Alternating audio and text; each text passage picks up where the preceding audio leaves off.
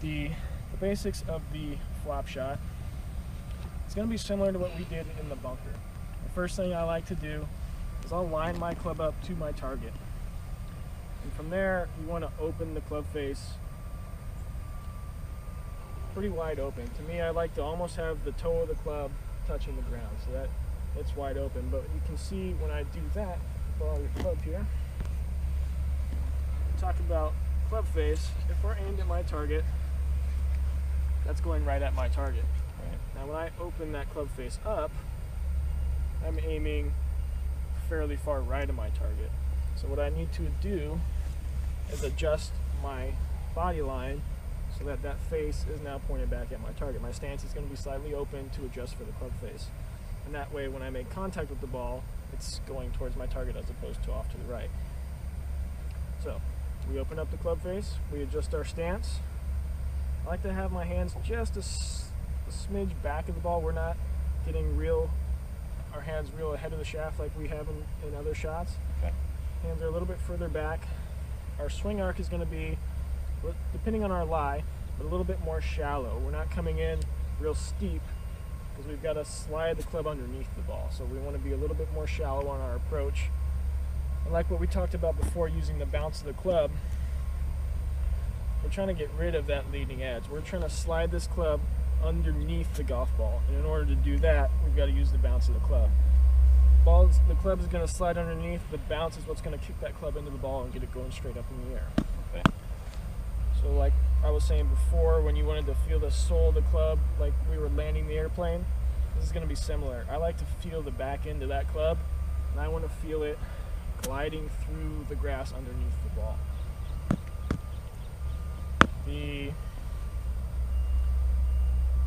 A lot of players, when they try to play the flop shot, are real handsy. We don't want to see our wrists break down and let the club outrace the hands.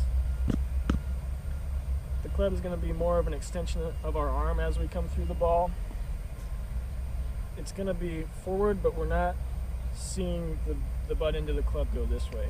We're still accelerating our hands and our arms up. Just like we did in the bunker, a high follow through is going to get that ball going up. So it looks something like this. We're gliding that club underneath the ball. Our hands and our arms are accelerating through and up. So when we hit the shot, it'll look something like this. Open the club face, adjust our body, hands slightly back, and slide the bottom of that club underneath the ball. So like you said before, you were one that, in trying to hit the flop shot, was flipping the hands. So we want to keep the club and the arms moving forward, not break down and flip. So just like the bunker shot, as you slide under that ball, just keep the club going down the target. Take a couple practice swings to set up here. There you go. So we open it up and adjust our stance. Good. Good. Feel the back end of that club or the bounce just gliding through the grass. Okay.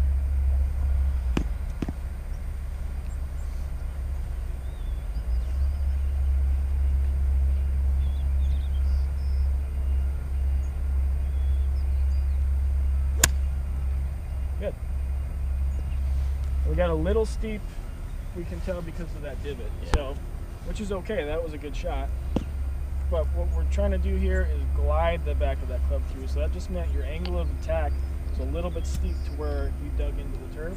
We want to shallow that out a little bit so it's just gliding underneath the ball and putting a little bit more topspin on it. It's all illustrating the same thing, but if you were going to, if I had the stick out right here, and we're trying to think exit the swing low and left, that's no problem not to hit that. Whereas if you're back here before swinging out, you're going to catch it.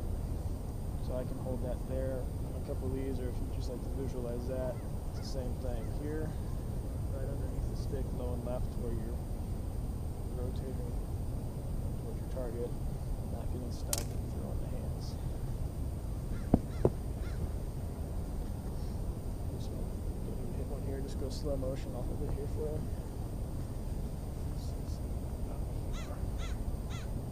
going through.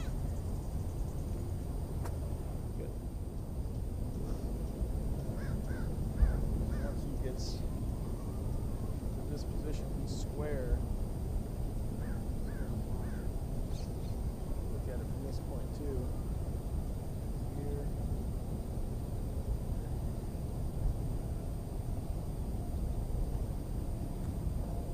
Do right hand, left hand, but that club is turning with the arms are lagging behind and the body is what's closing the club, as opposed to racing with the hands and trying to do it all with your forearms. Start it up here and see left, and then all it is going back down to the off club. It's the same thing. Square.